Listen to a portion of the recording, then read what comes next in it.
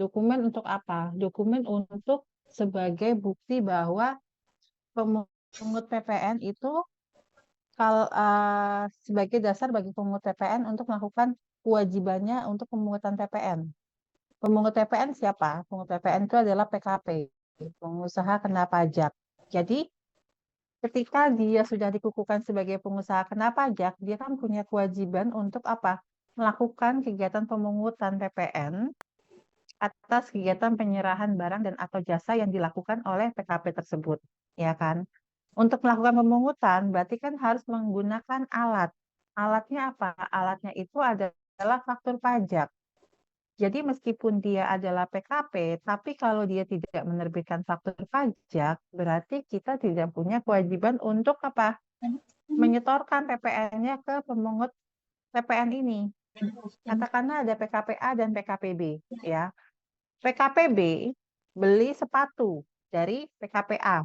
Katakanlah dia beli safety shoes ada 100 pieces dengan harga per piecesnya adalah 100.000.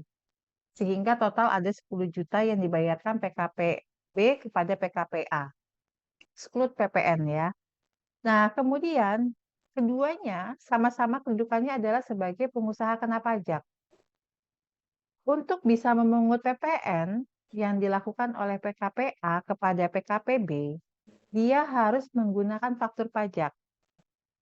Karena faktur pajak adalah bukti pemungutan PPN atas transaksi penjualan 100 unit 100 pieces safety shoes dari PKPA kepada PKPB. Sehingga berdasarkan dasar dari bukti bukti faktur pajak yang diterbitkan oleh PKPA, maka PKPB akan menyetorkan PPN sebesar 11% kepada PKPA. Jadi faktur pajak itu adalah bukti atau sebagai dasar bagi PKPA untuk melakukan pemungutan PPN kepada PKPB. Konsep sederhananya seperti itu, ya. Nah, terus apa aja yang harus diperhatikan pada saat kita membuat faktur pajak? Ketentuan mengenai informasi minimal yang harus dipenuhi di dalam faktur pajak itu ada di ketentuan pasal 13, ya kan? Pasal 13 Undang-Undang PPN mengatur mengenai ketentuan faktur pajak. Isi informasinya harus apa saja, kapan saat dia harus membuatnya, dan kemudian dia juga mengatur mengenai dokumen lain yang kedudukannya dipersamakan dengan faktur pajak. Di situ kita bisa lihat di pasal 13 ayat 6 Undang-Undang PPN dengan perubahan terakhirnya di Undang-Undang Nomor 7 Tahun 2021 untuk Undang-Undang Harmonisasi Peraturan Perpajakan. Ya. Maaf. Pasal 13 ayat 6, ya. Sekarang kita lihat dulu ke undang-undangnya. Pasal 13 mengatur mengenai ketentuan faktur pajak, ya. Saya tidak akan menjelaskan, saya rasa ini sudah di pertemuan sebelum UTS. Kemudian kita lihat pasal 6. DJP dapat menetapkan dokumen tertentu yang kedudukannya dipersamakan dengan faktur pajak. Ini adalah materi kita hari ini. Jadi, ketika ada dokumen yang kedudukannya dipersamakan dengan faktur pajak, maka ketentuannya itu merujuk pada pasal 13 ayat 6 Undang-Undang PPN. Dengan ketentuan pelaksananya diatur dalam ketentuan Direktur Jenderal Pajak, atau kalau peraturannya produk hukumnya adalah PER-DJP, Peraturan Dirjen Pajak.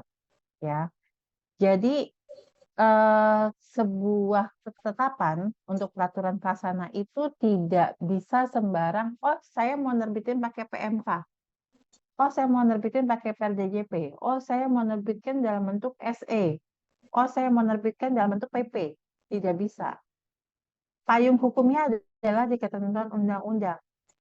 Ketika undang-undang itu menyatakan bahwa yang mengatur adalah DJP mengenai dokumen tertentu yang kedudukannya dipersamakan dengan faktur pajak, maka DJP wajib menerbitkan peraturan pelaksananya melalui ketentuan PER-DJP.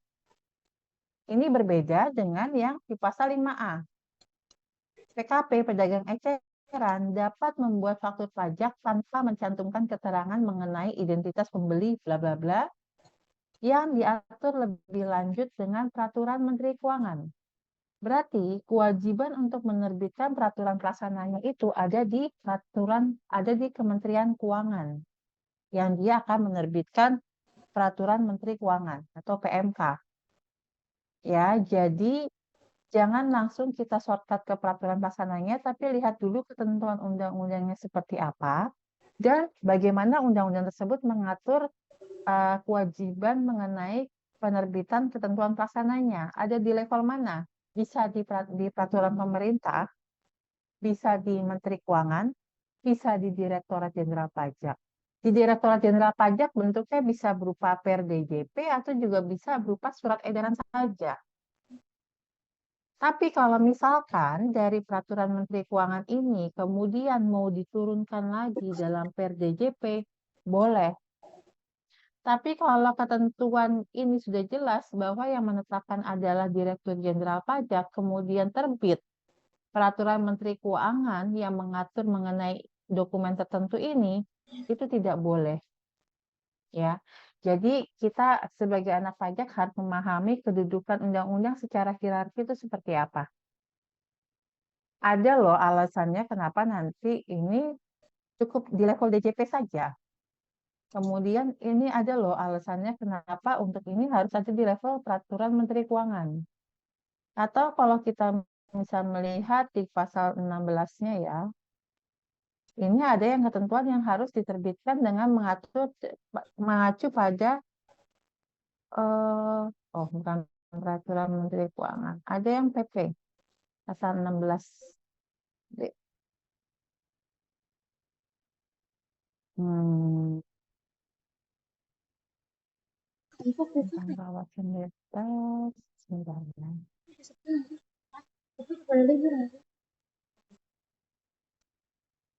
Ini contohnya ya. Untuk kawasan bebas atau kawasan berikat, nanti peraturannya harus dengan ketentuan peraturan pemerintah. Jadi di sini kita nggak bisa langsung jumping langsung ke peraturan pelaksananya. Nanti kalian akan bingung. Karena apa? Setiap peraturan-peraturan yang mengacu di bawah undang-undang pasti akan menginduknya ke undang-undang. Cuman untuk tahu ini kita pakai ketentuannya di level apa, harus ngecek ke undang-undangnya. Jadi kita ketika mau ngecek di OTEX, saya nyari peraturan pelaksananya di level apa ya? Dilihat undang-undangnya ngaturnya di mana, gitu, supaya memudahkan kalian dalam mencari. Oke, kemudian kita lihat keterangan pasalnya. Dikecualikan dari ketentuan sebagaimana dimaksud pada ayat 5, DJP dapat menentukan dokumen yang biasa digunakan dalam dunia usaha yang kedudukannya dipersamakan dengan faktur pajak. Ketentuan ini diperlukan antara lain karena faktur penjualan yang digunakan oleh pengusaha telah dikenal oleh masyarakat luas seperti kwitansi pembayaran telepon dan tiket pesawat udara. Untuk adanya bukti pungutan pajak harus ada faktur pajak, sedangkan pihak yang seharusnya membuat faktur pajak, yaitu pihak yang menyerahkan BKP atau JKP, berada di luar daerah pabean. Misalnya dalam hal pemanfaatan JKP dari luar daerah pabean, SSP dapat ditetapkan sebagai faktur pajak. Contoh, misalkan saya membayar tenaga ahli dari Amerika. Dia adalah independent personal services. Jadi dia adalah tenaga ahli yang berdiri sendiri, tidak terafiliasi dengan perusahaan misalkan. Nah, karena dia hanya dia misalkan perusahaan ya, independent personal services.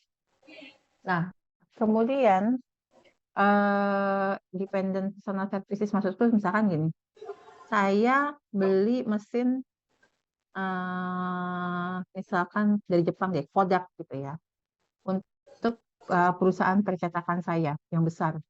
Nah, kemudian saya ketika mengimpor barang tersebut, saya juga mendatangkan pegawai Kodak atau staf ahlinya Kodak, konsultan ahlinya produk Kodak untuk membantu saya menginstall dan mengoperasikan mesin Kodak tersebut. Nah, berarti saya kan selain membeli barang, saya juga memanfaatkan jasa dari luar daerah pabean ke dalam wilayah Indonesia, dari Jepang ke Indonesia. Nah, kan berarti saya ada pemotongan, ada pemungutan PPN atas BKP dan atau JKP. Ya, kalau misalkan barangnya itu karena untuk kebutuhan usaha, kita bisa mengajukan surat keterangan bebas PPN. Tapi untuk tenaga ahlinya, pemanfaatan jasanya, itu kan merupakan objek PPN. Sedangkan si Kodak ini adalah perusahaan yang bertempat kedudukan di Jepang, kemudian dia kita direct dengan Kodak Jepang, bukan melalui Kodak di Indonesia, sehingga kita membayar langsung ke Jepang. Berarti masuk dalam kategori PPN JLN, ya, pemanfaatan jasa luar negeri. Nah, kan ini terutang PPN 10%. Nah, untuk pembayarannya, kita akan mencetak kode billing pembayaran dan menjadikan kode billing pembayaran atau SSP tersebut sebagai dokumen yang kedudukannya dipersamakan dengan faktur pajak. Kenapa dipersamakan?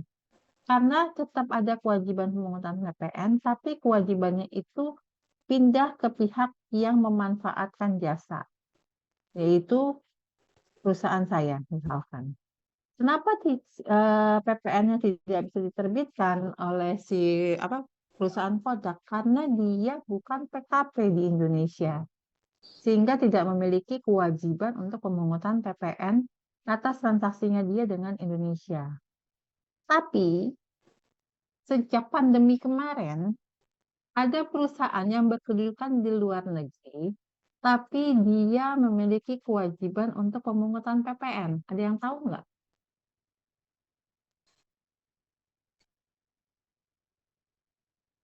Ada yang tahu nggak?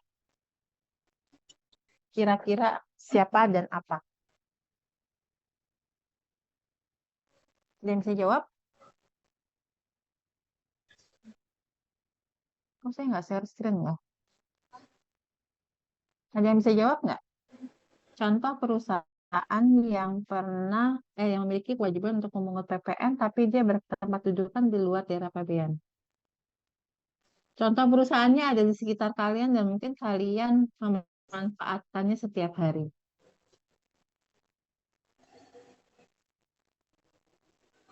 Ada yang tahu? Kayla, tahu nggak?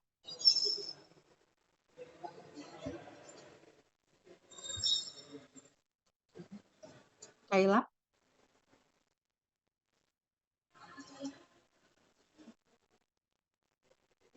Rainara Pradipta,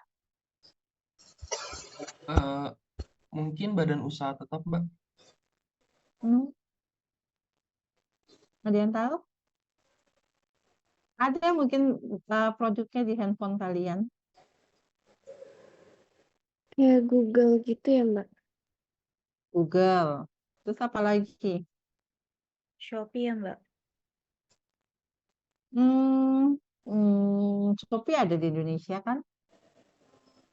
Google sebenarnya ada di Indonesia, tapi tidak punya representative office atau tidak punya perusahaan. Kita lagi ngomongin jasa luar negeri ya, atau BKP dari luar. Kalau Google dia punya kantornya di Indonesia.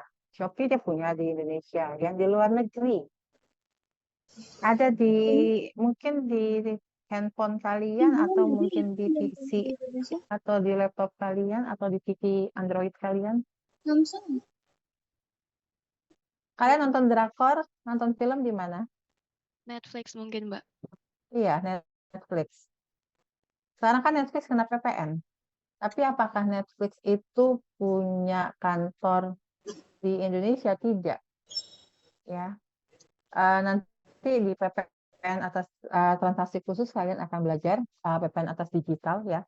Nah, di situ salah satu contohnya adalah perusahaan-perusahaan yang bertempat dudukan di luar negeri, tapi dia ditunjuk secara jabatan oleh pemerintah sebagai pemungut PPN. Contohnya Netflix, Spotify, terus kemudian kayak eh, eh, Google-nya tapi yang Google Play yang games itu. Terus kemudian banyak ya, ada seratusan perusahaan. Nanti saya akan jelaskan di PPNtas transaksi khusus ya.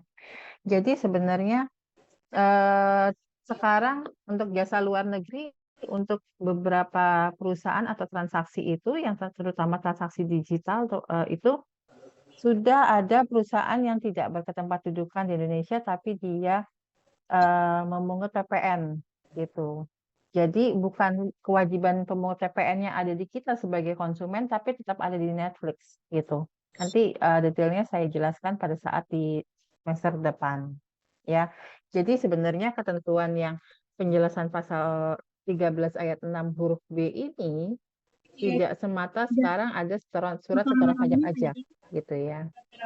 Kemudian selanjutnya terdapat dokumen tertentu yang digunakan dalam hal impor atau ekspor BKP. Ini yang dimaksud adalah dokumen PIB dan PEB. Nah, sekarang kita melihat di pasal 13 ayat 6 ini bahwa dia bilang Direktur Jenderal Pajak yang akan menentukan dokumen tertentunya. Nah, ini seperti yang dijelaskan, dia itu muncul di ketentuan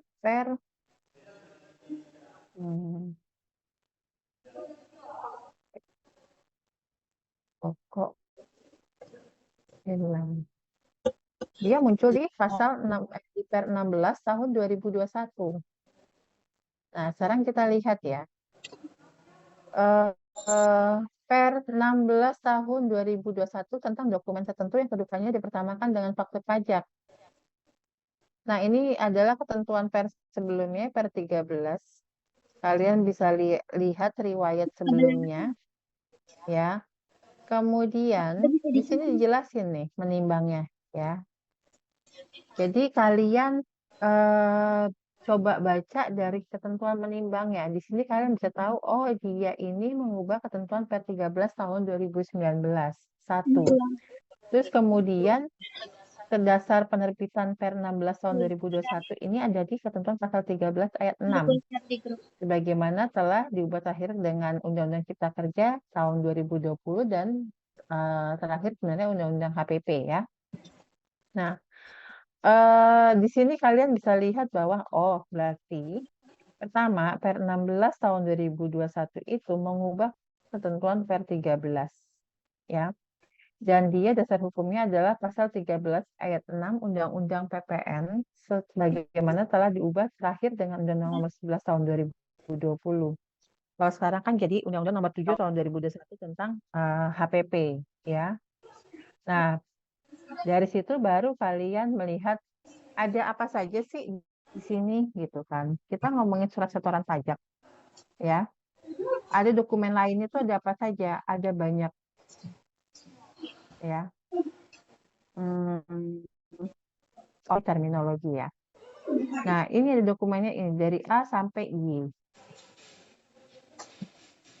Nah, dulu kalau kita lihat di bahasa undang-undang kan tuh nggak boleh terlalu detail ya, karena kalau terlalu detail ketika ada perubahan kan sulit mengubah undang-undang ketimbang membuat perubahan atas peraturan Menteri Keuangan. Nah, dulu di sini dokumen yang dipersamakan dengan faktur pajak in general ya 3 item ini ya. Dulu ini.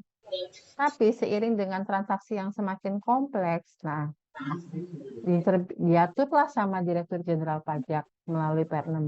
Dokumennya ini loh yang kedudukannya dipersamakan dengan faktur pajak. Nah, kemudian oh ya saya lupa, saya minta tolong ke kelompok 1 untuk melampirkan bukti-bukti ini nih bentukannya seperti apa sih? Kalau faktur pajak kalian pasti sudah lihat ya kan. Tapi kalau bukti ini bentukannya seperti apa? Silakan kalian googling, kalian lengkapi di PPT kalian yang presentasi hari ini. Selain tadi melengkapi juga dengan pertanyaan dari kelompok dari individu-individu perwakilan kelompok yang bertanya. Ya, bentuknya seperti apa? Nah, di sini saya tidak akan menjelaskan, ini kalian baca saja. PIB itu apa sih? Pemberitahuan impor barang. Jadi ketika kita melakukan impor itu kan harus disertai dokumen, di mana dokumen itu dicetak dan diterbitkan oleh Bea Cukai karena terkait dengan barang yang masuk dari luar daerah pabean ke dalam daerah pabean. Itu adalah kewenangannya Bea Cukai. Nah, di situ Bea Cukai akan menerbitkan dokumen PIB. Nanti ketika kita mau mengambil barang dari gudang Bea Cukai, biasanya kita harus membayar sejumlah biaya. Itu ada biaya masuk, PPN, PPH yang harus dibayarkan berdasarkan informasi yang ada di dokumen PIB. Gitu. Nah, ini yang diterbitkan adalah pihak DJP. Bea Cukai. Ya. Dokumen pengeluaran teknisnya seperti apa? Saya nggak akan bahas ya. Karena tolong dibantu dengan kelompok 1 untuk melengkapi bukti gambar-gambar dari dokumen yang rujukannya dipersamakan dengan faktur pajak. Nah, sekarang saya mau menginfokan lagi. Kalau faktur pajak, informasi yang ada di dalam faktur pajak itu jelas diatur di pasal 13 ayat 2 ya kan. Dokumennya informasi minimalnya apa saja sih? Peraturan pelaksananya juga ada. Nah, kalau dokumen tertentu yang kedudukannya dipersamakan dengan faktur pajak diatur di Per 16 ini. Untuk poin ini, informasi minimalnya adalah ini loh. Kemudian untuk poin C, informasi minimalnya adalah ini. Sampai seterusnya. Gitu. Ya, kalau faktur pajak, sakot. Gitu. Terus kemudian, jangan lupa bahwa faktur pajak itu harus memenuhi persyaratan formal dan material. Ada yang tahu nggak bedanya ketentuan formal dan material?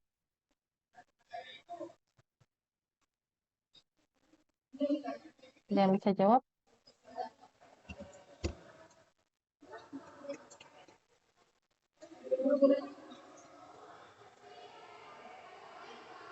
Ada yang bisa jawab? Bedanya ketentuan formal dan material dalam pembuatan faktur pajak?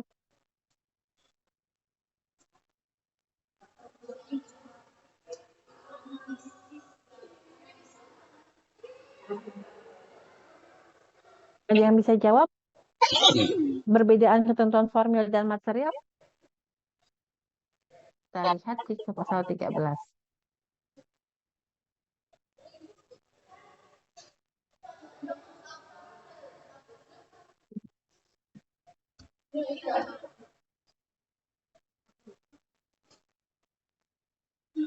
Faktur pajak harus memenuhi persyaratan formal dan material. Kita lihat penjelasan pasal 13 ayat 9.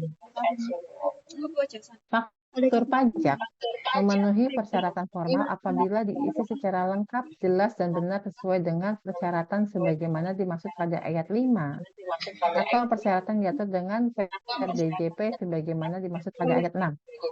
Ya, formal berarti ketentuan kelengkapan isi faktur pajaknya.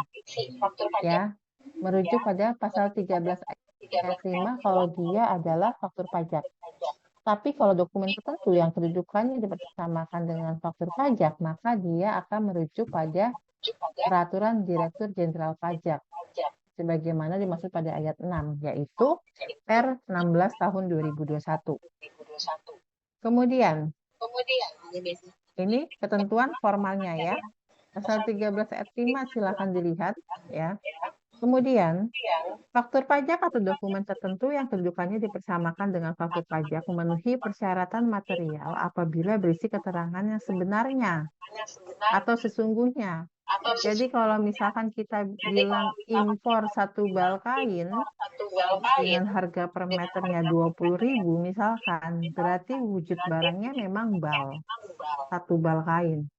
Bukan dalamnya adalah barang elektronik, kemudian barang-barang yang tidak sesuai dengan spesifikasi yang ada di dokumen faktur pajak atau dokumen tertentu. Misalkan di PIB. Dokumen PIB isinya dia adalah impor satu bal kain dari Cina. Ternyata pas dicek ternyata bukan satu bal kain, tapi yang masuk adalah barang elektronik dari Cina. Nah, berarti dokumen PIB tersebut tidak memenuhi persyaratan material, di mana seharusnya isinya PIB itu adalah pembelian barang elektronik, ya. Kemudian, dengan demikian, walaupun faktur pajak atau dokumen tertentu yang kedudukannya dipersamakan dengan faktur pajak sudah memenuhi ketentuan formal dan sudah dibayar PPN-nya, apabila keterangan yang tercantum dalam faktur pajak atau dokumen tertentu yang kedudukannya dipersamakan dengan faktur pajak tidak sesuai dengan kenyataan, ya, maka dokumen tersebut tidak memenuhi syarat material. Jadi, gampangnya, faktur pajak memenuhi syarat formal. Oke, kalau dia bentuknya faktur pajak, berarti kita akan merujuk ke pasal 13 ayat 5. Tapi kalau dia bentuknya bukan dokumen faktur pajak, melainkan dokumen tertentu yang kedudukannya dipersamakan dengan faktur pajak, maka kita akan melihat ketentuan pasal 13 ayat 6 Undang-Undang PPN dengan ketentuan peraturan pelaksananya adalah di Per 16 PJ tahun 2021. Tapi yang dimaksud dengan ketentuan formal adalah ya kalau dibilang di dokumennya itu adalah satu bal kain, ya aslinya emang ada satu bal kain. Tanpa tambahan, tanpa pengurangan. Satu bal kain di faktur pajak, ya berarti satu bal kain yang akan masuk ke gudang pembeli. Ya, sederhananya seperti itu. Kemudian,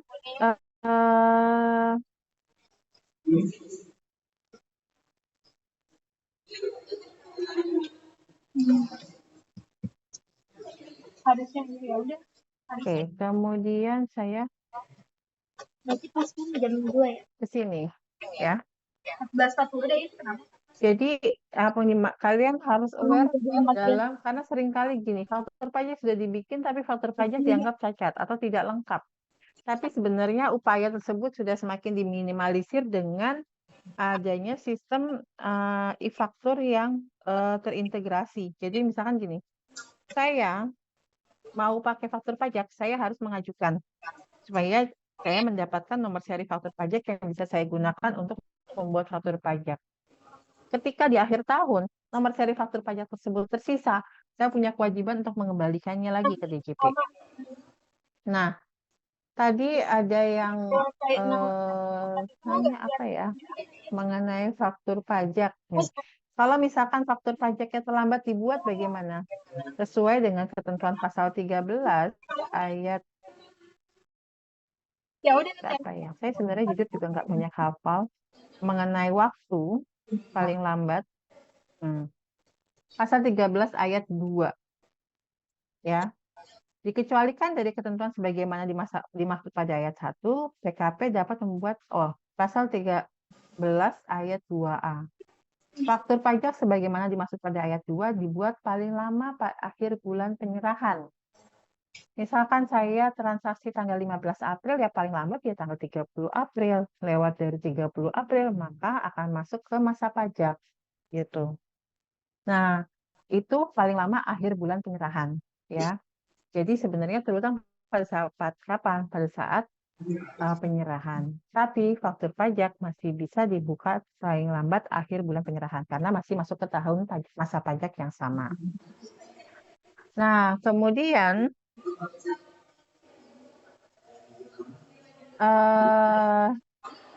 apalagi jadi faktur pajak yang harus kita perhatikan? Kalian bisa membedakan apa itu faktur pajak, kalian bisa membedakan dokumen yang kedudukannya dipersamakan dengan faktur pajak, kalian tahu kapan harus membuat dokumen tersebut, kemudian kalian tahu ketentuan formil dan material dari faktur pajak atau dokumen tertentu yang kedudukannya dipersamakan dengan faktur pajak seperti apa. Ya. Nah, kemudian tadi ada pertanyaan yang bagus menurut saya.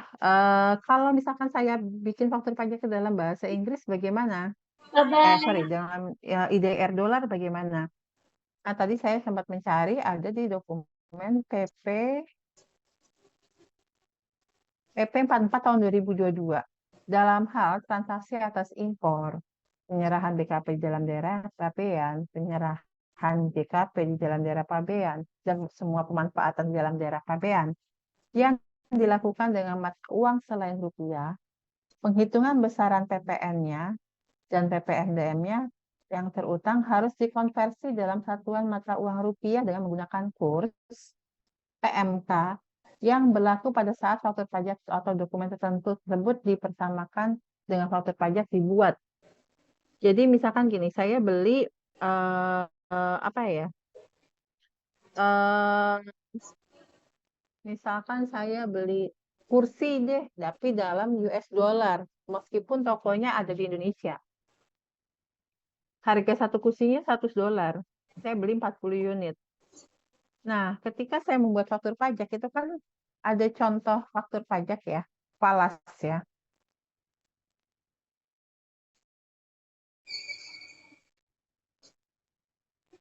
Tadi sudah dicontohkan faktur pajak asing.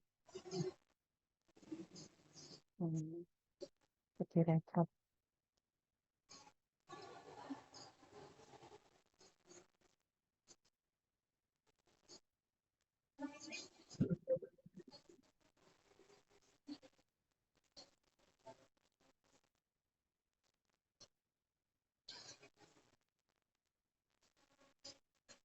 Nanti kan sudah ditunjukkan juga oleh kelompok 1 ya.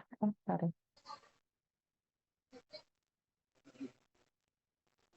Nah, kok ini. Nah ini maksud saya.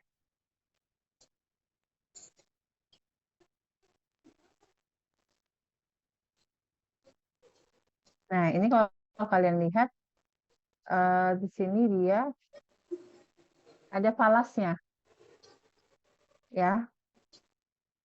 Diisi apabila penyerahan menggunakan mata uang asing ya. Nilai dolarnya berapa? Misalkan dia transaksi sebesar 120 falasnya itu misalkan gini. Dia harganya berapa? 10.000 misalkan gitu kan. Terus 10.000 itu kemudian IDR-nya berapa? Misalkan $1 sekarang 16.000, berarti kan 1.600.000 gitu. Nah, ketika dia membayar, si pembelinya ini membayar, dia pakai dasar kurs yang mana nih? Karena penagihan PPN tetap dalam IDR, maka dia akan merujuk jumlah amount yang ada di faktur pajak yang diterbitkan gitu. Berbeda halnya dengan PPH. PPH misalkan ada yang pemotongannya di luar negeri dengan US dollar, kan ketika saya nyatet, saya apalagi kalau pembukuan saya pembukuan dalam bahasa Inggris, ya kan? Saya pembukuan dalam dolar, misalkan saya memanfaatkan jasa dari luar negeri, katakanlah $1.000, ya kan? Ketika saya bayar di tanggal 5 April 2024, itu saya potong tuh, misalkan PPH-nya sebesar 10%, PPH 26, ya kan? Berarti $10. 10% dikali $100, berarti $10. Nah, kemudian saya kan itu terutang di masa April, kan pajaknya baru disetorkan di bulan Mei, ya kan? Paling lambat tanggal 10 Mei. Saya bayarnya tanggal 10 Mei.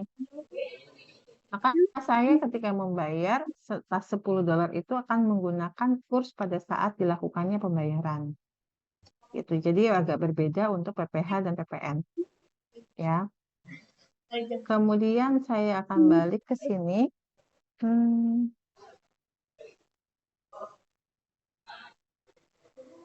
Nah, dokumen tertentu apa saja? Ini semua ada di sini. Ya. Teknisnya saya tidak akan menjelaskan, kalian baca saja. Jadi yang perlu diperhatikan adalah untuk faktur pajak, kalian harus aware ketentuan formil dan material untuk faktur pajak atau dokumen lain yang kedudukannya dipersamakan dengan faktur pajak. Kemudian ketentuan formilnya untuk faktur pajak melihat pada pasal 13 ayat 5. Sedangkan untuk ketentuan formil, kalau dia adalah dokumen tertentu yang kedudukannya dipersamakan dengan faktur pajak, merujuk pada peraturan pasal 13 ayat 6 ya, yang mengatur mengenai peraturan pelaksana yang diterbitkan oleh Direktorat Jenderal Pajak, Direktur Jenderal Pajak untuk mengatur mengenai jenis dokumen-dokumen yang kedudukannya dipersamakan dengan faktur pajak, ya. Nah, sudah itu kemudian apa nih? Kayak teknisnya, contoh gambarnya silahkan kalian pelajari, ya.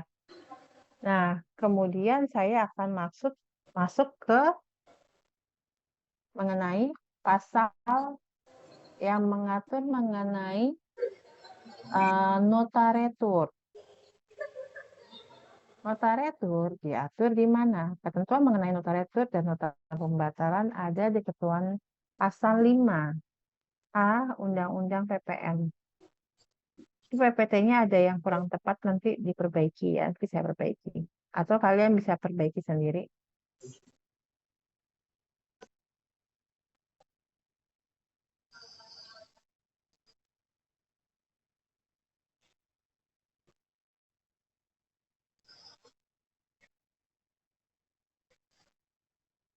Nah, pasal 5A ini ketentuan yang mengatur mengenai nota retur atau nota pembatalan. Yang perlu kalian perhatikan sekarang adalah nota retur adalah nota yang diterbitkan oleh PKP pembeli ketika dia membeli barang kena pajak. Tapi kalau PKP penjual adalah nota penjualan adalah nota yang diterbitkan pada saat nota pembatalan itu adalah nota yang diterbitkan pada saat terjadi pembatalan atas pemberian jasa. Jadi nota retur merujuk pada barang, nota pembatalan merujuk pada jasa. Nah, ketentuannya diatur dalam pasal 5A. Dia bilang apa? PPN atau PPN dan PPNBM atas penyerahan barang kena pajak yang dikembalikan dapat dikurangkan dari PPN atau PPNBM yang terutang dalam masa pajak terjadinya pengembalian BKP tertentu tersebut. PPN atas penyerahan JKP yang dibatalkan, baik seluruhnya maupun sebagian dapat dikurangkan dari PPN yang terutang di masa pajak terjadinya pembatalan tersebut. Ya. Kemudian ketentuan mengenai tata cara pengurangan PPN atau PPN dan PPNBM sebagaimana dimaksud pada ayat 1 dan 2 diatur dengan PMK. Nah, di sini kita bisa lihat bahwa ada dua hal.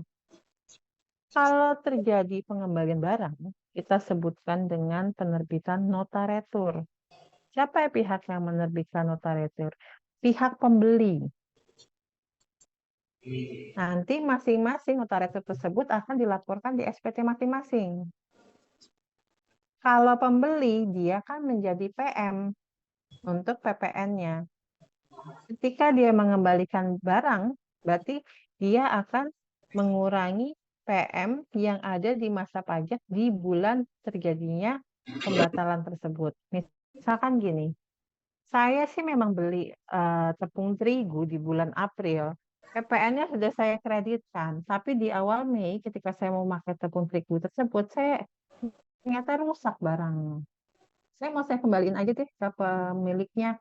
Nah, berarti saya akan menerbitkan nota retur. Nota retur itu saya terbitkan. Nih. Nah, kemudian akan diterima oleh PKP penjual. Nah, saya sebagai PKP penjual akan melaporkan nota tersebut di lampiran 17 PPN berapa ya? 1711 ya. Lampiran B1 untuk pengkreditan pajak masukan. Saya akan masukkan ke situ. Nota retur ini atau nota pembatalan ini. Tapi kalau saya sebagai pihak yang menerbitkan barang, yang memproduksi barang atau yang memberikan jasa, berarti nota pembatalan itu akan mengurangi PPN masukan bagi si pihak pembeli. Sedangkan bagi pihak penjual apa? Bagi pihak penjual berarti ketika dia itu menerima pengembalian barang, berarti kan dia akan nambah lagi inventorinya dia. Kemudian PK dia akan dikurangi. Jadi nota retur itu akan mengurangi PK-nya dia di masa pajak bulan Mei. Sekarang kita lihat penjelasan. Penjelasan pasal 5A. PPN. Dalam hal BKP yang diserahkan ternyata dikembalikan oleh pembeli, PPN dan PPN atau PPNBM yang dikembalikan tersebut mengurangi PK tadi ya, dan pajak penjualan atas barang mewah yang terutang oleh pengusaha kena pajak dan penjual dan mengurangi PM kalau PM tersebut sudah dikreditkan, PK kalau PK tersebut sudah dilaporkan. Nah, terkait dengan biaya gitu. Kalau misalkan pembelian barang tersebut tidak dikaitkan dengan kegiatan usaha, maka kan PPN-nya tidak dapat dikreditkan. Ketika PPN tersebut tidak dapat dikreditkan, maka kita akan mengakumulasikannya sebagai biaya perolehan sehingga akan menambah nilai aset kita. Gitu. Nah, kemudian itu boleh dikurangi. Misalkan gini, saya beli stick golf, ya kan. Harganya katakanlah satu stick golf harganya 10 juta dengan PPN-nya 1.100.000 gitu kan. Saya sebagai pembeli, saya akan membayar 11.100.000 kepada perusahaan penjual stick golf. Nah, kemudian ternyata stick golf saya rusak sehingga harus saya kembalikan. Tidak dapat penggantian. Oke, berarti saya akan menerbitkan nota retur bahwa ini barangnya rusak, saya tidak bisa pakai. Nah, berarti dia akan mengurangi dong sebesar 11.100.000 dari asetnya dia sudah hilang. Tadinya ada aset berupa stick golf seharga 11.100.000, kemudian karena dia itu dikembalikan, berarti barang tersebut adalah sudah hilang atau di write off, ya. Biaya atau harta bagi pembeli yang bukan PKP dalam hal pajak atas BKP yang dikembalikan tersebut telah dibebankan sebagai biaya dan telah ditambahkan dalam harga perolehan harta tersebut. Tadi kalau dia dicatat sebagai aset, ya.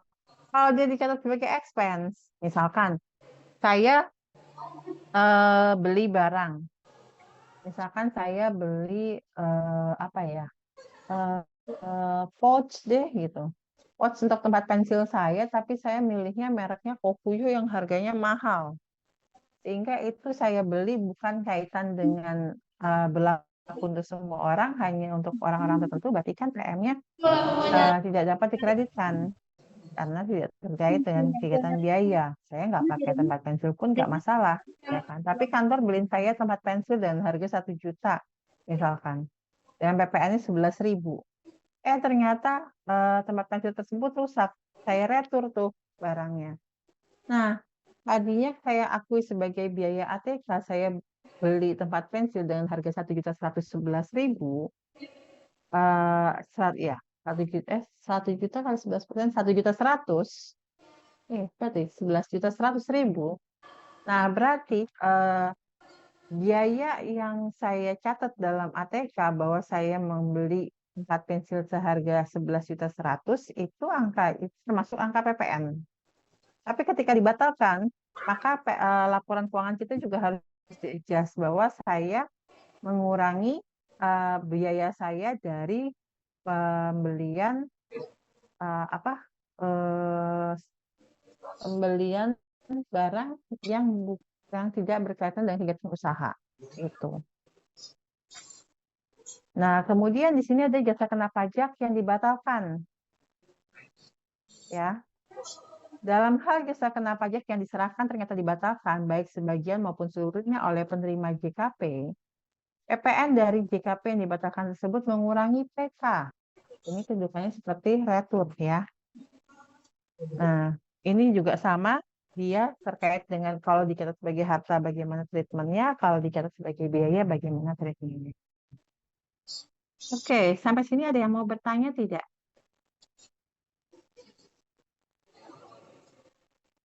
Sampai sini ada yang mau bertanya?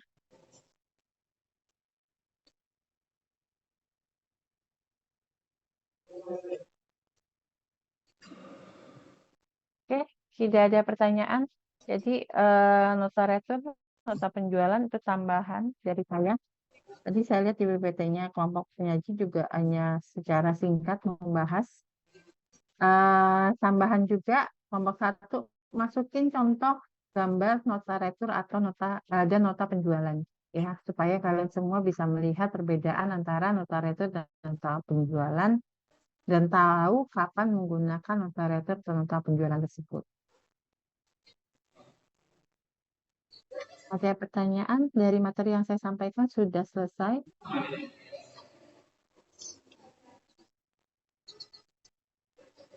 Kalau tidak ada pertanyaan, kuliah saya akhiri hari ini di penghujung menuju Lebaran ini. Selamat berlibur, selamat berkumpul dengan keluarga. Sampai ketemu lagi setelah Lebaran.